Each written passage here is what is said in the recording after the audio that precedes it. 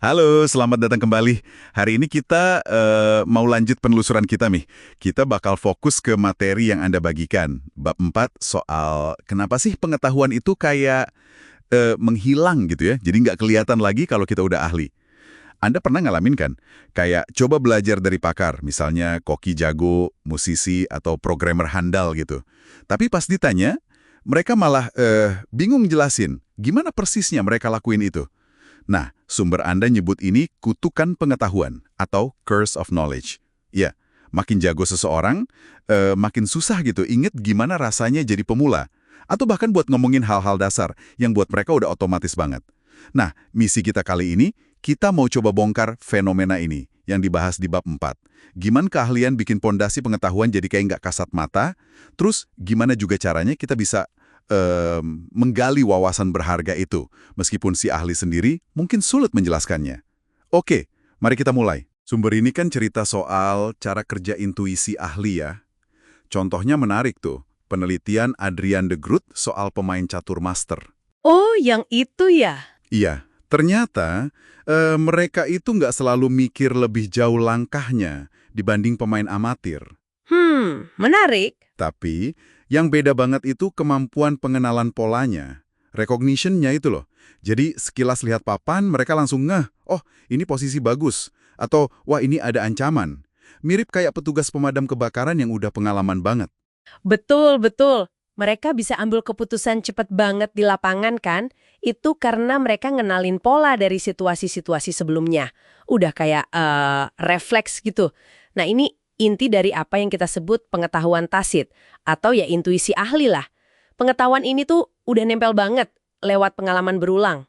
Efektif banget, tapi susah dijelaskan pakai kata-kata. Jadi kayak udah di luar kepala gitu ya? Iya, persis. Para ahli ini sering lupa dulu gimana susahnya mereka belajar. Langkah-langkah mental yang dulu perlu dipikirin, sekarang udah otomatis. Nah, pas mereka coba jelasin ke orang lain, ya sering banget lompat-lompat. Detail penting yang buat mereka jelas banget, malah kelewat.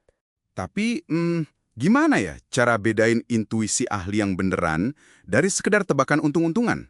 Apa selalu bisa diandalin gitu? Nah, itu pertanyaan bagus. Intuisi ahli yang valid itu biasanya muncul dari pengenalan pola yang dasarnya pengalaman luas. Jadi bukan nebak asal aja. Oke. Tapi ya, tetap perlu divalidasi juga. Nggak bisa asal percaya intuisi. Contoh bagusnya ada di sejarah penemuan struktur DNA, itu juga dibahas kan di sumbernya. Ah, iya. Kasus DNA. Ingat saya, si Rosalind Franklin itu kan dia lihat data di fraksi sinar X, terus intuisinya langsung bilang, wah model awal Watson sama Crick ini kayaknya nggak mungkin bener. Betul, feelingnya kuat banget berdasarkan data yang dia lihat. Tapi, di sisi lain, Watson dan Crick sendiri juga ngandelin intuisi kan ya? Mereka pakai info nggak resmi, semacam lore gitu di bidang kristalografi. Kayak bentuk basa DNA yang bener tuh gimana? Yang infonya beda dari buku teks waktu itu. Ditambah lagi, firasat kuat mereka kalau DNA itu pasti molekul pewarisan sifat. Padahal itu belum jadi sepakatan umum loh saat itu. Iya, bener banget. Kasus DNA ini nunjukin banget gimana ahli di garis depan itu seringkali harus navigasi di tengah ketidakpastian. Mereka pakai kombinasi data, intuisi, sama pengetahuan komunitas yang mungkin belum mapan atau bahkan nggak terucap secara formal. Nah, ini juga ngejelasin kenapa belajar langsung dari ahli itu kadang susah. Karena mereka anggap kita udah tahu dasarnya ya. Iya, mereka asumsi kita udah paham dasar-dasar yang buat mereka sendiri udah otomatis banget. Tentu ada risikonya juga ya, intuisi bisa aja salah arah kalau nggak didukung bukti yang kuat. Oke, jadi jelas ya kenapa pengetahuan ahli itu sering tersembunyi. Nah, terus gimana caranya kita bisa menggalinya? Sumber Anda kan nyebut soal analisis tugas kognitif, Cognitive Task Analysis atau CTA. Itu semacam metode buat memetakan cara pikir ahli gitu ya. Iya, betul. Itu salah satu pendekatannya. Ada tips praktisnya nih. Pertama, katanya minta cerita bukan nasihat. Mm-mm. Fokus ke detail kejadian spesifik. Kronologinya gimana, keputusan apa yang diambil waktu itu, konteksnya seperti apa. Kayaknya kuncinya di sini. Jangan tanya ahli apa yang mereka tahu secara umum. Tapi gali bagaimana mereka mikir dan bertindak dalam situasi nyata gitu. Tepat sekali. Cerita itu bisa mengungkap banyak hal yang nggak keluar kalau cuma minta ringkasan atau nasihat umum. Oke, itu yang pertama. Terus, Nah, yang kedua, Coba ajak ahli bicara sambil mereka mecahin masalah nyata atau studi kasus. Jadi kita amati langsung proses berpikir mereka. Oh, jadi kayak live gitu ya? Iya, live. Langkah demi langkahnya kelihatan. Misalnya pakai metode think aloud. Minta mereka ngomongin apa yang ada di pikirannya saat itu. Atau bisa juga pakai metode yang memecah pengalangan jadi bagian-bagian kayak prekursor, aksi, hasil, interpretasi, metode PARI itu disebutnya di sumber. Wah, menarik. Itu bisa mencerahkan banget, kita jadi bisa lihat pengetahuan tacit mereka lagi beraksi. Kedengarannya sih efektif ya, tapi apa pendekatan kayak CTA ini gampang diterapin? Mungkin butuh waktu atau keahlian khusus gitu nggak sih buat wawancaranya? Yah, memang ada tantangannya. Pasti butuh waktu, nggak bisa sebentar. Terus butuh keterampilan wawancara yang bagus juga, biar bisa gali info tanpa mengarahkan jawaban si ahli. Oke, oke. Tapi intinya, metode ini bantu kita memetakan proses kognitif yang mungkin si ahli sendiri nggak sadar.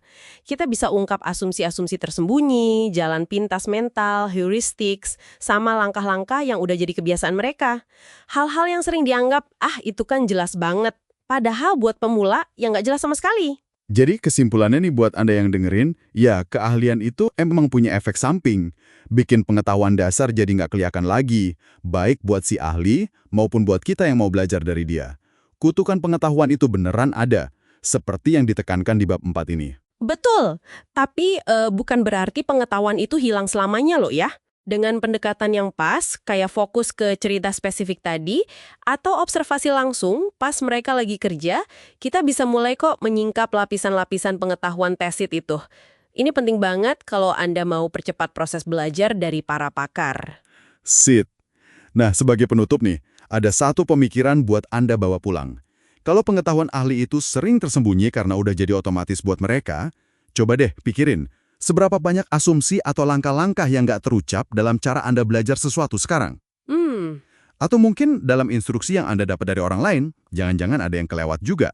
Wah, ini jadi pertanyaan penting ya. Gimana caranya kita bisa lebih waspada sama potensi titik buta dalam proses belajar kita sendiri? Dan gimana kita bisa ngenalin kalau sebuah penjelasan itu mungkin ada langkah krusial yang dilompati? Pertanyaan bagus tuh buat direnungkan. Oke, terima kasih sudah bergabung dalam penelusuran kita kali ini. Sampai jumpa lagi di pembahasan berikutnya.